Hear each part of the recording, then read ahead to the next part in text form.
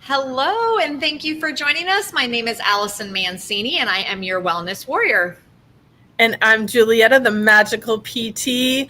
Welcome to Voices of the Goddess. We are so happy you are here with us today to learn some amazing tidbits of knowledge to help you become the goddess you are meant to be and help you achieve all of your desires.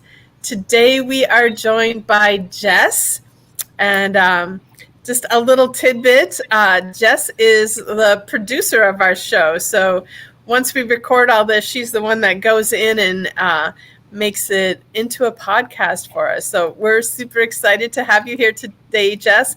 Tell our audience a little bit about who you are and what you do. Thank you so much for having me. This is a wonderful opportunity, and it's been a pleasure. It's been such a joy to get to know all of your guests. This is a wonderful podcast, such great information for everyone to grasp onto, all these skills that are completely useful so we can be powerful goddesses. Awesome. So besides being like our producer, what else do you do? Because that's not all you do, right? No, not at all. So actually, right now, we just finished a mural. I'm the business owner of Outside the Lines Murals, and we literally just finished right now, just in time to do this interview with you. And this here is located at Pace Center for Girls in Wilton Manors, or I guess technically Wilton is in Fort Lauderdale, Florida. So this is just a little gift they're giving their girls when they get back to spring break, and there's a bunch of other murals. I don't know if you can see them. So that's my main gig. I'm kind of jumping into it. It's new for me, but I am an artist. I've been an artist since probably out the womb. And also I do podcast editing and just general social media management and marketing. So I hold a couple of hats. Nice. I get that. I'm in that world too. I hold many hats. I understand. I've been seeing this this mural on Facebook the last few days, and I also drive by there on a regular basis because I live very close to there. So I'm looking forward to seeing it live and in person because it looks totally cool. Yeah, that looks really cool. What does it say again? Thank you. What does it say? I can see the yourself. What else does it say on it? Okay, yeah, it's much bigger. This part says the bravest thing you can be is yourself. Oh my gosh, I love that. So those people that aren't viewing this on YouTube and just listening to the podcast, they now know what we're talking about. It's a gorgeous mural. Okay, right, yeah. And it's huge. Like, how many feet long do you think that thing is? Oh, wow, that's a great question. I would guess it's like 40, 50 feet long. Yeah, I think probably a little less than 40, somewhere between 30 and 40, and about 10 feet high. Yeah, That's it's so nice cool. and big, and it's like right towards like the entrance of where they come in from the building. So when they have the recess, let's say it's all young girls, they come out here, and this is the first thing they'll see, which is great. You know, I wish that I had this when I was a kid. Just something really empowering, right, to look at every day. So, and yeah, it's kind of like spacey, you know, outer space, because we're space geeks, a bunch of us, me and my team. By the way, I have a team. The lead artist was Priscilla Perez. Her handle is Priscilla the Artist. You can find us on Outside the Lines murals on Instagram, and Xavier Huron. And the three of us collaborated, and we are, you know, OTL, as we like to shorten it, and we did this whole thing together. So Nice. Really cool. Really cool. I love it. It's beautiful. Shall we jump into questions? Thank you. Yeah, let's do it. Let's do it. So, Jess, what is your superpower? Superpower. Besides turning our mess into a podcast. No, it's been such a pleasure. It's honestly, it's very good. You guys ladies have done a very wonderful job. Superpower. Actually, this is a good way to also help just more appropriately identify myself.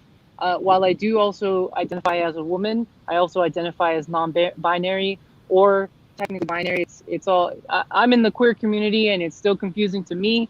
But technically, my pronouns are they, he, and she, and that's my superpower. Is flowing with my own energy, with my own nature that seems to come natural to me, that how I was born, and learning a lot about that and using that insight of being that kind of minority in the world that we live in, to understand different perspectives and to heal other people. I'm very much a healer. And it's no surprise that we've bumped into one another, and here we are in life together, because through those trials and tribulations as a kid of learning like what it means to be a queer person, I found out that I'm a healer through that avenue. I used to be a queer social justice community organizer. That was my previous life, my previous career as a young adult. And now I've stepped into this more artistic realm. But I would say that's my superpower is healing.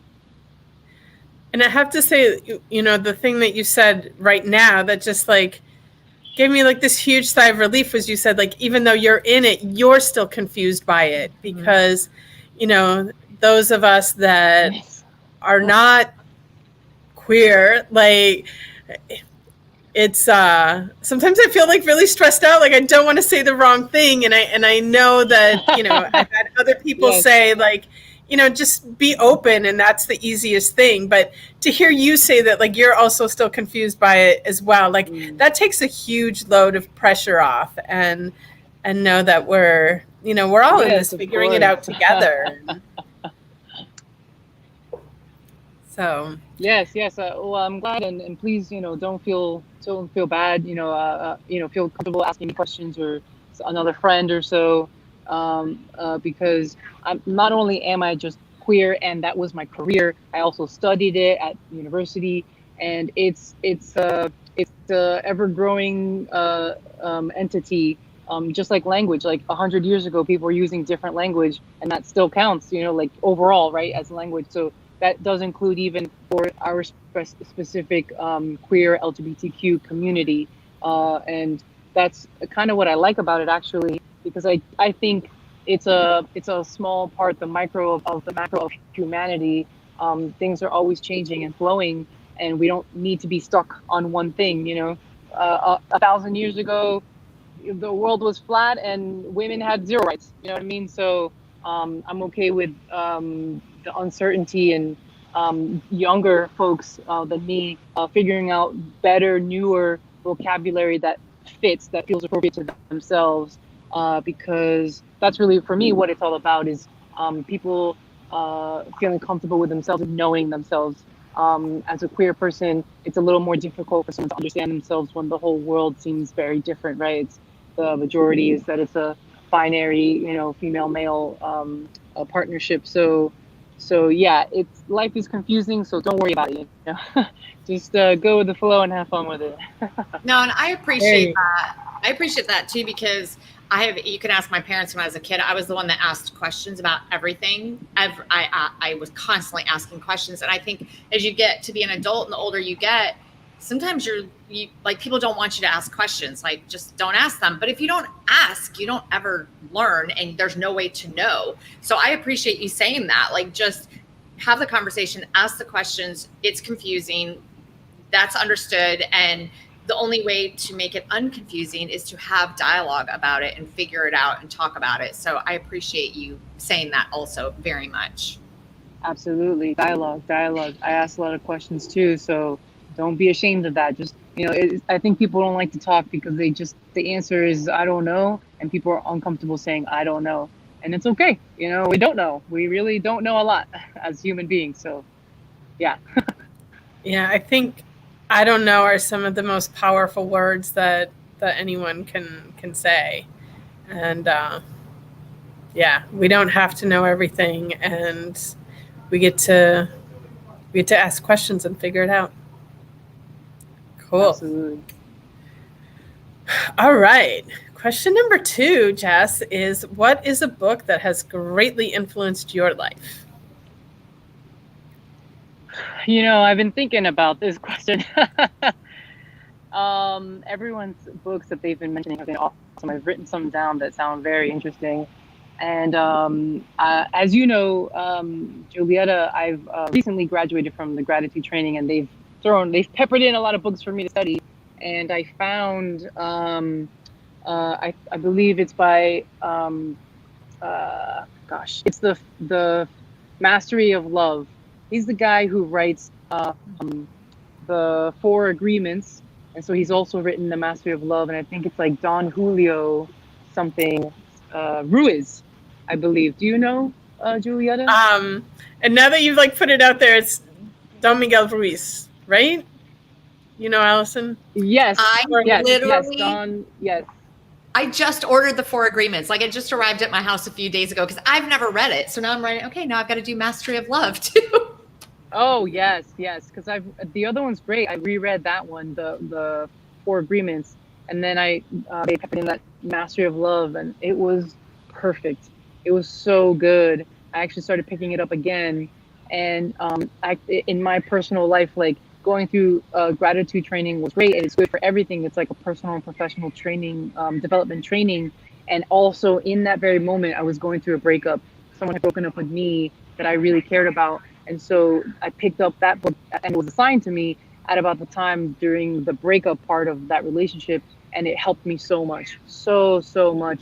And I keep it in my mind, like, it must have been because I was feeling so, down and out. I was really holding on to it. And I guess it just stuck to me a lot more. And, it's a couple months ago, right? So I'm feeling better now, and it's still with me. It's just good for humanity. It's like, you are worthy. Have freedom. Don't feel bad for other people. You deserve love. You are love. We are the stars. I could go on and on, but basically it's about self-love and self-empowerment. And in my journey in my life, that sometimes comes and goes. And right now, I'm just feeling the most powerful I ever have been because of that book. That and a lot of other things, but very much because of that book as well. It was just perfect timing, and it's just a great book that I think anyone could resonate with, because in this world that uses a lot of shame and guilt, I believe that it helped me have a new perspective on, like, why people use that as a tool or as a weapon, and then to not let it phase you, right? Not let it affect you. Because if you're born, you deserve respect and love. That's what I got out of that. And we're also vessels of love, and we get to give love, and it feels good to give and receive love. So I think love is all you need. Just like the Beatles said, that's all you need to have a wonderful world. And that's my goal in life, is to create peace, love, and happiness in the world. So get that book. You were just talking Julieta's language like you don't even know. She is all about love. Big time. And this is also like my reminder. So for those who don't know out there listening, I also have a blog page called Julieta.love, where I blog about love, because I truly believe that love is all there is. Love is the solution to every problem that's out there. And, love starts with self, because yes, you get to love yourself, and yes, you are love. And we all need to reconnect with that. So, and the other thing that I was thinking while you were talking about this is, like, it's happened to me so many times, and I'm sure it's happened to other people out there, but the right book shows up at the right time in our life. Like, it has the message that we need to hear in the moment. And it's, I also believe that the world is magical, and I'm magic, you're magic, we're all magic, and magic makes stuff like that happen. That, the message that we need to hear at the moment shows up at the right time for us, and we just have to be open to it. And because someone could have told you, just read Mastery of Love, and you would have been like, yeah, whatever, someday I will. But no, like, you moved on it, you acted on it, and the message, you received the message. And that's and that's a conversation that's been coming up, when stuff is presented to you. Like, we need to say more yeses in life, and it's too easy to say no or later. And, when the universe presents something to you, it's probably meant for you to say yes and take action on it, because it's there for a reason. I feel the same way. Ditto, right there with you. Nothing more to be said there. That was awesome. It's so nice when we all agree, Complete. All right. Next question for you, Jess, is what is your favorite self-care practice? Yes. I didn't have something prepared for that. Man, there's so much because that has because of quarantine. I got to learn about that, and like I wasn't really doing it a lot. Actually, I think that's why I burned out a lot from the community organizing job, because that's 24/7. If you don't have a good like self-care package, like you'll burn out like I did.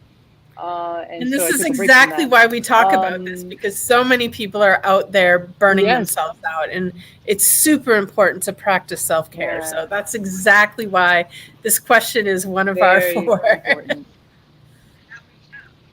That's the burnout. And I was still like I started like around 25 years old, and that's still relatively young. So not like a teenager, but still young with energy. And I was still burnt out. So yes, self-care is important. That was a big life lesson for me. And right now, like all I can think of is like bubble baths. That's new in my life, and with the Epsom salt and lavender and all that, and I just enjoy myself in with a book or my phone, like watch a movie or be on social media, whatever. I really enjoy that. But also, I gotta say, like a close, maybe it's a tie. Just having a moment to myself in nature with no friends, no family, just actually being by myself, but in nature makes a difference. I recently went to the beach by myself. It was gorgeous. Like not a lot of like interaction with my phone or my headphones. Like I'm attacked. These are surgically implanted in my ears because I love them. But sometimes I need a moment. I need a moment, to center myself. I find a lot of peace and communion with God or the universe, being in nature, and I get just re-energized. Just take a day, and especially the sun. And I'm born and raised in Miami, Florida. I love Florida. And so having the sun is a big deal too. So getting out in nature and just having some sun on your skin, I think is helpful for the human body, and most definitely my favorite way to have self-care and disconnect from the day-to-day grind. So yeah. That must be a running theme today, because we did another interview today, and it was being in nature, which it's really good for you. Like people don't understand. We're so far removed from that unless you live on a farm or out in the middle of nowhere.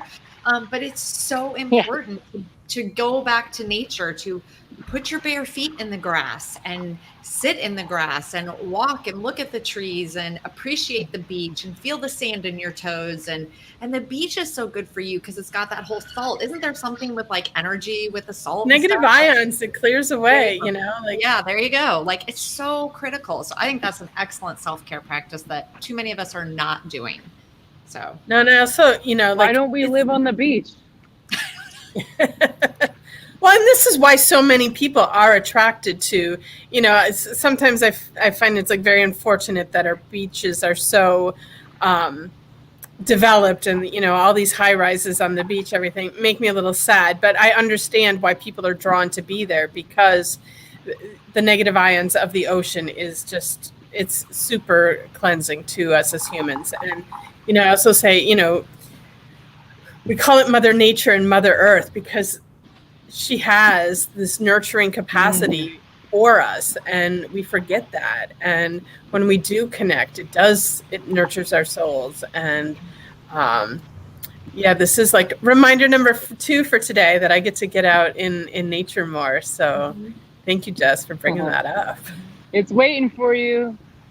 Yes. Hey, really quick, I just want to show you one of our artists. This is Xavier Heron, who helped with this mural. This is Voices of the Goddess. He literally just told me today he thinks God is a woman. Thank you, man. Appreciate you. Thank you. They like it. They like it. It's beautiful. He wasn't joking. Like you get to have nice, deep conversations when you're in the flow of painting and just expressing yourself. So we get philosophical. And he had mentioned that today. So I thought, hey, yeah, I think you're right. I'll go with that. I'm good with that. Well, I would actually say that I don't think that God is male or female, but God is the balance of the divine masculine and the sacred feminine working in perfect harmony. And that's Yes. part of what this podcast is about. Is society has been so dominated by the masculine energy, and like not the good masculine energy. And we as women Sure. really need to bring up the sacred feminine that's been pushed down for so long. And we talk about this too, that it's not, we had the feminist movement, but how the feminist movement comes off is really like women trying to get what we want, but through masculine energy. And not that it's not good, and there's no value there absolutely is, but we really need to you know bring back that sacred feminine, that nurturing, compassionate energy that that will bring balance back to earth, and bring healing to all of us. And yeah, I feel like today's my day. Like I step up on these soapboxes and I start preaching today. But these are things that I'm passionate about, and Of course, of course. I want to get that message out there. So that's part of why I, we're here. yeah, yeah. I'd like to bolster that by, yes, agreeing that I think actually the way that I see God, or slash the universe is how I like to say it, yes, is the nice balance, which is what I try to do for myself as I still explore everything about myself, my energies and orientations and all that. I am striving for a balance of masculine and feminine energy and the sacredness of all that. So I wanna say that I'm with that too. So thanks for sharing that. Awesome.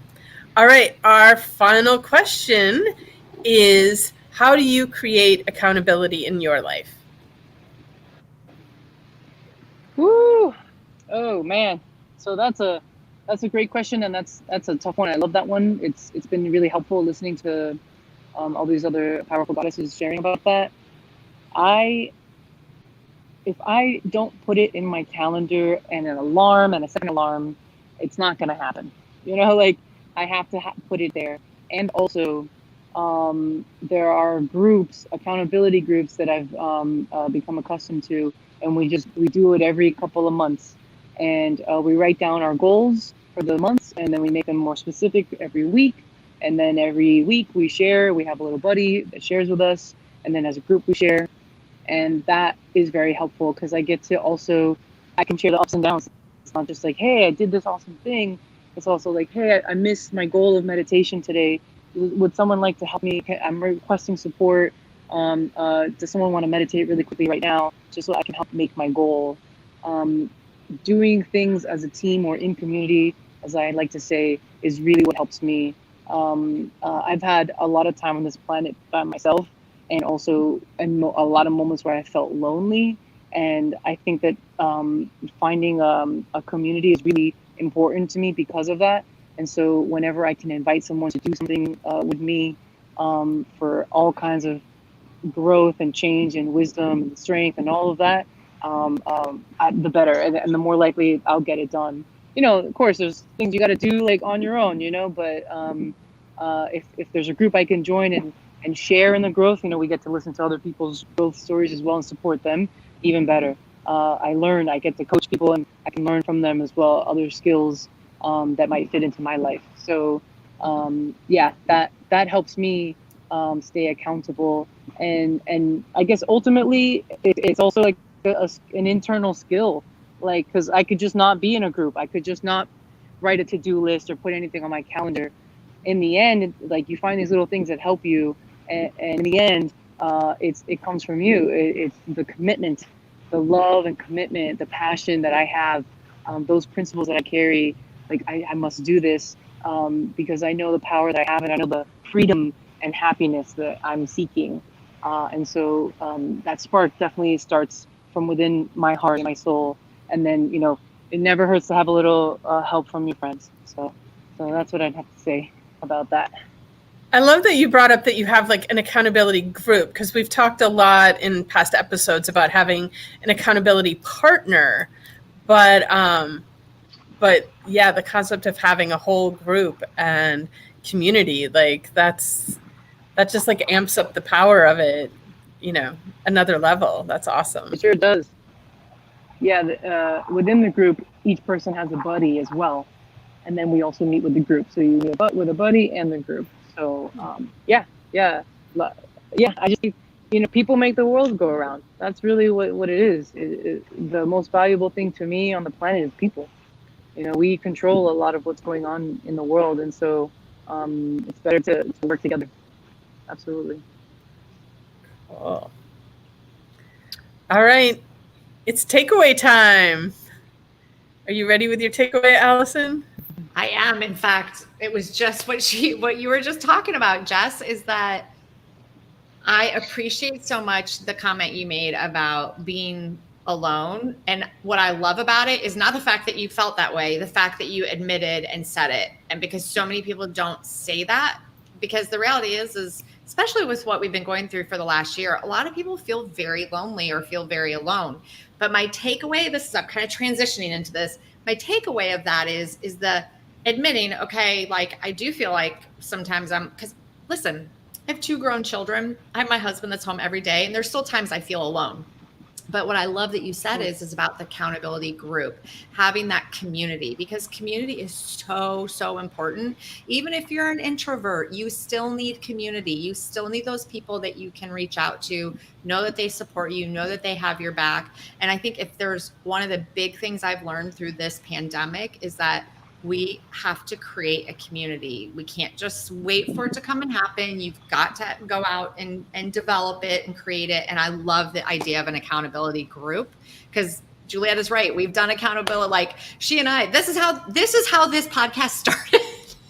Actually, was Julieta and I we got into this pandemic, and I was like, can we like start talking on a regular basis? Because I was like, this is kind of, the whole thing was freaking me out, and I just needed a good sounding board, and this evolved into this podcast and reaching out to all these amazing women and supporting all these amazing women. So I love how you brought that up. I think that I would say I think I need to look into having an accountability group, not just the person. I love Julieta, but you can be part of the group, but I better be. I love that. Cool. My takeaway,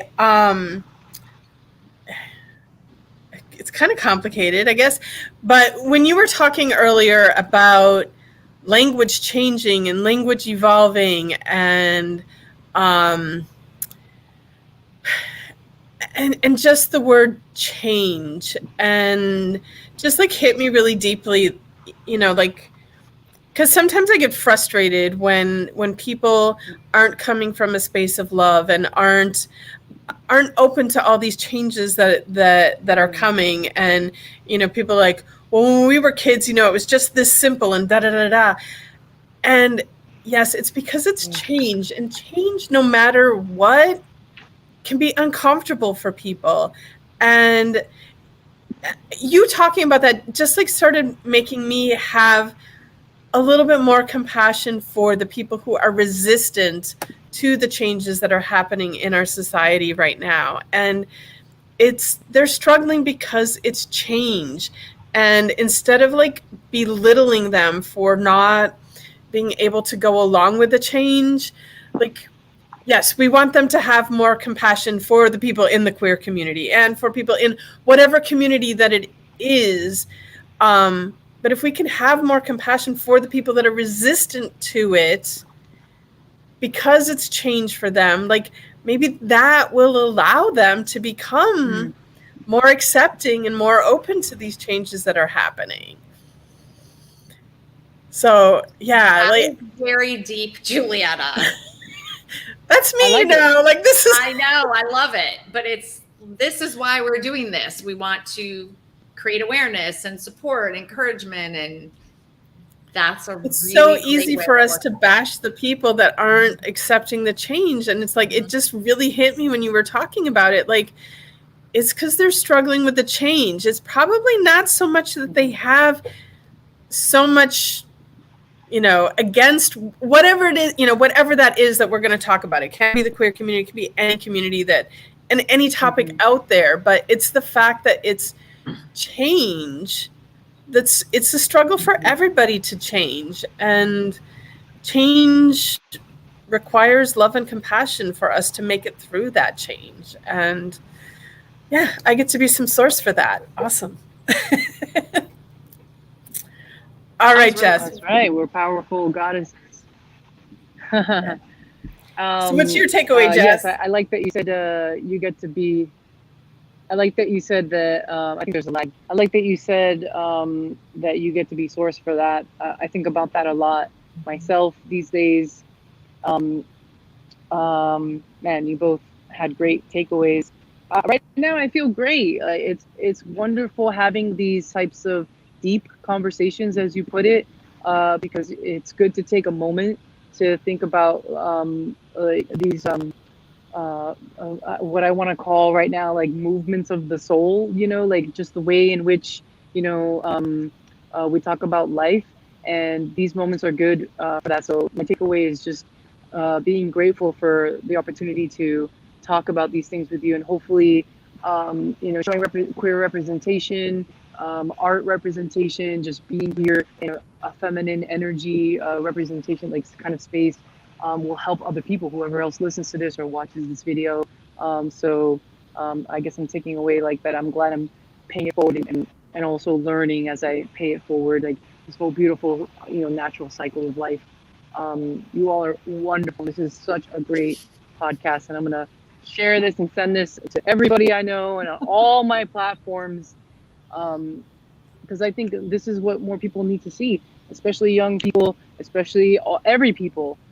Change is hard, but it's absolutely necessary. It's the way in which we go about it, and the ease in which we do it is what's really important.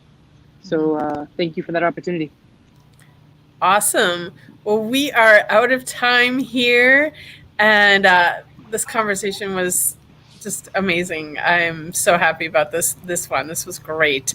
I thank you, Jess, for joining us today, and thank you to all our listeners out there. And if any of what we had to say touched you today, please subscribe to our YouTube channel, subscribe to the podcast, share it with others that you think need to hear our message.